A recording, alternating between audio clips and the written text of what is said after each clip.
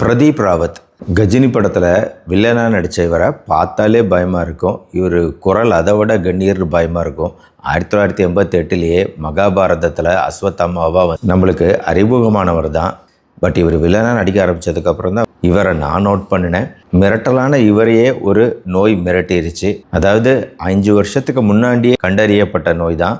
அப்போ கீமோதெரப்பி மருந்துகள் கொடுத்து குணப்படுத்தி விட்டோம் அப்படின்னு நினச்சிருக்கிறாங்க.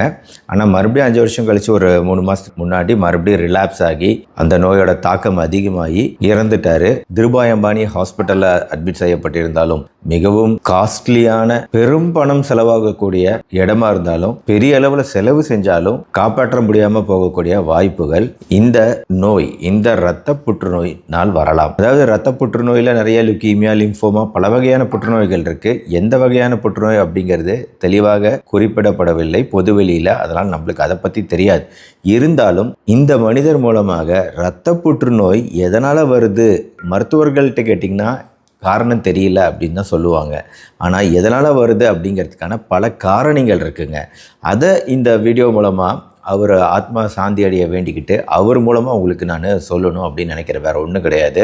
ஏன்னா நம்ம சாதாரணமாக நினைக்கக்கூடிய பல பொருட்கள், வீட்டில் உபயோகப்படுத்தக்கூடிய நம்மளோட அன்றாட வாழ்க்கையில் பயன்படுத்தக்கூடிய பொருட்கள், நம்ம வேலை, நம்ம இருக்கக்கூடிய இடம் சார்ந்து பல வகையான புற்றுநோய் காரணிகளுக்கு நாம் நேரடியாகவோ மறைமுகமாகவோ தாக்கத்துக்கு உள்ளாகிறோம் அப்படிங்கிறதுல எந்த சந்தேகமும் கிடையாது. ஆனால் நிறைய பேருக்கு இந்த பொருட்கள் கூட புற்றுநோய் ஏற்படுத்துமா அப்படின்னு தெரியறதில்ல. இப்போது ஒரு பெயிண்டர் இருக்காங்க அப்படின்னா அவங்க தொடர்ந்து இந்த பெயிண்டிங் ஜாபில் இருக்காங்க. அந்த பெயிண்ட்டு தான் அடிக்கிறோம். அந்த வாடை அடிக்கிறது பார்த்திங்களா, அந்த வாடை நம்ம பெருசாக எடுத்துக்கிறது கிடையாது. பெயிண்ட் யூஸ் பண்ணுறோம், வார்னிஷ் யூஸ் பண்ணுறாங்க. அந்த வாடை எப்படிப்பட்ட வாடை அப்படின்னா, அதில் பெட்ரோலியம் ப்ராடக்ட் தானே, அதில் பென்சீன் வேப்பர் உருவாகுதுங்க. அதாவது ஆயில் பேஸ்டு பெயிண்ட்டுகள், வார்னிஷுகள் ஒட்டுறோம் பார்த்தீங்களா, க்ளூ ஒட்டுவதற்கு நம்ம எத்தனையோ விஷயங்கள் பயன்படுத்துகிறோம். குழந்தைகள் ப்ராஜெக்ட் பண்ணுறேன் அப்படின்னு சொல்லிட்டு இந்த க்ளூ நிறைய வாங்கி கொடுக்குறேன்.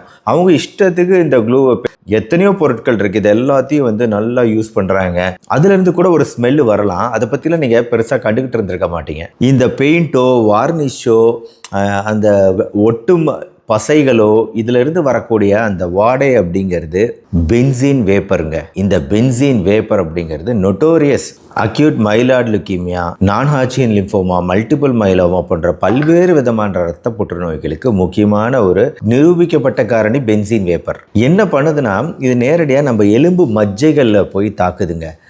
போன் மேரோ, நம்ம எலும்பு மஜ்ஜைகளில் இருந்தால் ரத்த அணுக்களே உருவாகுது.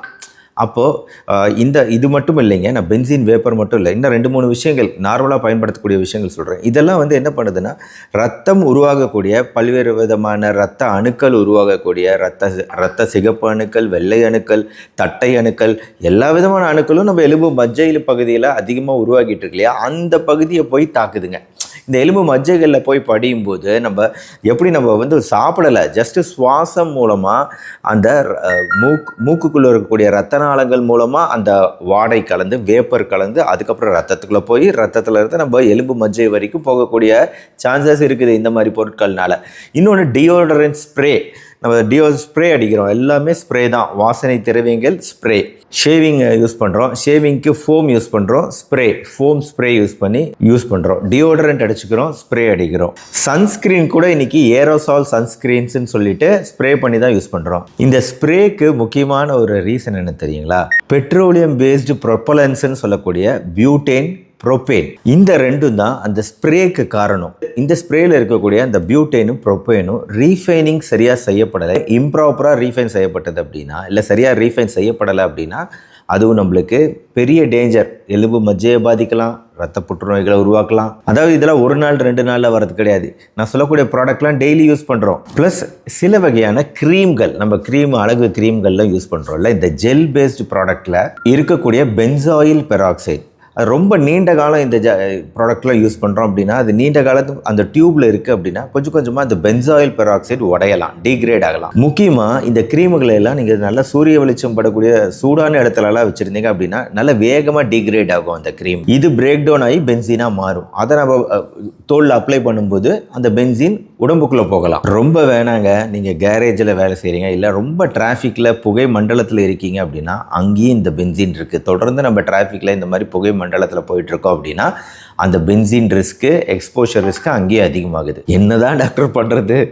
மேலும் இந்த பென்சீன் ப்ராடக்ட்ஸு அஃப்கோர்ஸ் ஸ்மோக்கிங், சிகரெட்டில் இருக்குது. இன்றைக்கி மரம் வந்து இப்போ சப்போஸ் இந்த மாதிரி ஒரு ரியல் தேக்கு நாற்காலி அப்படிங்கிறதெல்லாம் யூஸ் பண்ணுறதில்ல.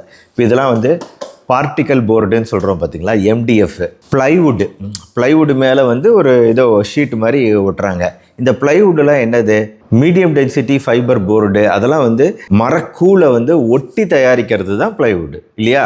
அந்த மரக்கூல்கள், மரத்துகள்கள் அதையெல்லாம் ஒட்டுறதுக்கு பயன்படுத்தக்கூடியது ஃபார்மால்டிஹைட் ரெசின். அந்த ஃபார்மால்டிஹைட் ரெசின் தான் வந்து அந்த மரம் உட்டு ஃபைபரை ஒட்டுது, நல்லா கெட்டியாக ஒட்டிடுது. புதிய ப்ளைவுட்டெல்லாம் வாங்கும்போது அதிலிருந்து இந்த கேஸ் வெளியாகும், ஃபார்மால்டிஹைடு. மெதுவாக ஒரு சில மாதங்கள், வருடக்கணக்கில் கூட சில சமயம் மெதுவாக அந்த அவுட் கேஸ் ரிலீஸ் ஆகலாம் ப்ளைவுட்லேருந்து. நெயில் பாலிஷ் யூஸ் பண்ணுறோம் பார்த்தீங்களா, நெயில் பாலிஷ், நெயில் ஹார்டனர். அப்புறம் இப்போ தலைமுடிகள்லாம் நல்லா ஸ்மூத்தாக இருக்கிறதுக்கு கெரட்டின் ஹேர் ஸ்மூத்தனிங் ட்ரீட்மெண்ட்னு சொல்லிட்டு கெரட்டின் கொண்ட ப்ராடக்ட் வருது. இது எல்லாமே கூட ஃபார்மால்டிஹைடை உபயோகப்படுத்தப்படுது. அதனால தான் இதுலேருந்து அந்த வாசனை வருது பார்த்தீங்கன்னா, அது ஒரு ஸ்ட்ராங் ஃபியூம்ஸ் வரும் அதுலேருந்து. நம்ம கண்ணுக்கு தெரியாது. இதெல்லாம் ஷாம்பூக்கள் யூஸ் பண்ணுறீங்க அப்படின்னா, பாடி வாஷ் யூஸ் பண்ணுறீங்க, லிக்விட் பேபி சோப், குழந்தைகளுக்கு வந்து லிக்விடாக வருதில்ல சோப்பு, திரவ நிலையில் சோப் வருதில்ல, இதெல்லாம் வந்து ஃபார்மால்டிஹைட் டைரெக்டாக யூஸ் பண்ணணும்னு சொல்ல மாட்டாங்க, போடக்கூடாது. ஆனால் அதை யூஸ் பண்ணால் அதோட ஷெல்ஃப் லைஃப் நல்லா இருக்குங்கிறதுனால ஃபார்மால்டிஹைட் ரிலீசிங் ப்ரிசர்வேட்டிவ் ஆட் பண்ணியிருப்பாங்க.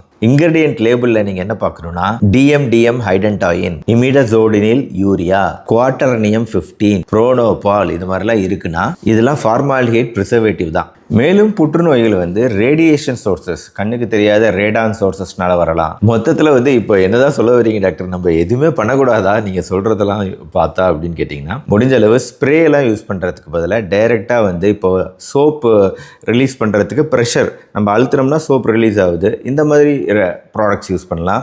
ப்ரெஷரை விட ஷேவிங் க்ரீம் வந்து ஸ்ப்ரே யூஸ் பண்ணுறத விட நம்ம ஏற்கனவே டைரெக்டாக டியூபில் க்ரீம் இருக்குது, அந்த க்ரீமை யூஸ் பண்ணலாம். டியோட்ரண்ட்டு, பர்ஃப்யூம்லாம் முடிஞ்ச அளவு தேவைக்கு யூஸ் பண்ணிவிட்டு அவாய்ட் பண்ணலாம். புதுசாக வீட்டில் பெயிண்ட் அடிக்கிறாங்க, வார்னிஷு அப்படின்னா நீங்கள் எல்லா ஜன்னல்களையும் திறந்து வச்சு காற்றோட்டமாக வச்சு முடிஞ்ச அளவு அதுக்கு எக்ஸ்போஸ் ஆகாமல் நம்மளை பாதுகாத்துக்கலாம். காற்றோட்டம் வீட்டில் ரொம்ப முக்கியம். பலவிதமான பொல்யூட்டன்ஸ் வீட்டுக்குள்ளே வருது, அதை நம்ம தடுக்கிறதுக்கு வீட்டுக்குள்ளே காற்றோட்டம் ரொம்ப முக்கியம். அடைச்சி வச்சிருக்கிறது நல்லது கிடையாது. புதுசாக துணிகள் வாங்குறீங்க அப்படின்னா கண்டிப்பாக வாஷ் பண்ணிட்டு தான் யூஸ் பண்ணணும். உடனே அப்படியே டைரெக்டாக அந்த புது துணியை போடுறத விட வாஷ் பண்ணி அயன் பண்ணி போடுங்க. நான் இந்த டாப்பிக்கை வந்து டச் பண்ணலன்னு நினைக்கிறேன். அதுலேயும் சில பிரச்சனைகள் இருக்குது, அது பரவாயில்ல விடுங்க, ரொம்ப டெக்னிக்கலாக போக வேண்டாம். ஆக மொத்தம் முடிஞ்ச அளவு நம்மளை பாதுகாத்துக்க பார்க்கலாங்க. எல்லாத்துக்கும் பிரச்சனை வராது.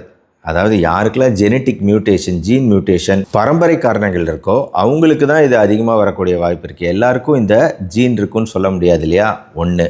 ரெண்டாவது அந்த என்விரான்மெண்டல் ரிஸ்க் ஃபேக்டர் சொல்லக்கூடிய இப்போ நான் சொன்ன விஷயங்கள் எல்லாம் சேரணும். 2. மூணாவது வயது ஜென்ரலாகவே வயசு அதிகமாக நம்மளுக்கு அந்த ரிஸ்க் அதிகமாகுது, கேன்சர் ரிஸ்க்குங்கிறது. ஆனால் எல்லாருக்கும் கிடையாது. ஏன்னா DNA மியூட்டேஷன் வயசாக அதிகமாகிட்டே போகிறதுனால அது ஒரு ரிஸ்க், அவ்வளோதான். ஆக இந்த வீடியோவில் ஒரு விழிப்புணர்வு உங்களுக்கு ஏற்படுத்தியிருக்கேன். நம்ம சாதாரணமாக வீட்டில் பயன்படுத்தக்கூடிய பொருட்களில் நம்ம எந்த அளவுக்கு ஜாக்கிரதையாக இருக்கணும்னு சொல்லிட்டு. இந்த லிஸ்ட்டு ஆக்சுவலாக ரொம்ப பெருசு. இதில் ஓரளவு தேவையான விஷயங்களை மட்டும் எடுத்து நான் இங்கே சொல்லியிருக்கிறேன். அதனால் இந்த விழிப்புணர்வு பதிவை உங்கள் ஃப்ரெண்ட்ஸ் அண்ட் ரிலேட்டிவ்ஸ்க்கு ஷேர் பண்ணுங்கள். இந்த வீடியோ பிடிச்சிருந்துச்சுன்னா லைக் பண்ணி நம்ம சேனல் டாக்டர் கார்த்திகேயன் சப்ஸ்கிரைப் பண்ணி ஃபாலோ பண்ணுங்கள். மீண்டும் ஒரு முறை இந்த மனிதர் பிரதீப் ராவத் அவர்களுடைய ஆத்மா சாந்தி அடைய இறைவனை வேண்டிக்கிட்டு இந்த வீடியோவை முடிச்சுக்கிறேன். நன்றி, வணக்கம்.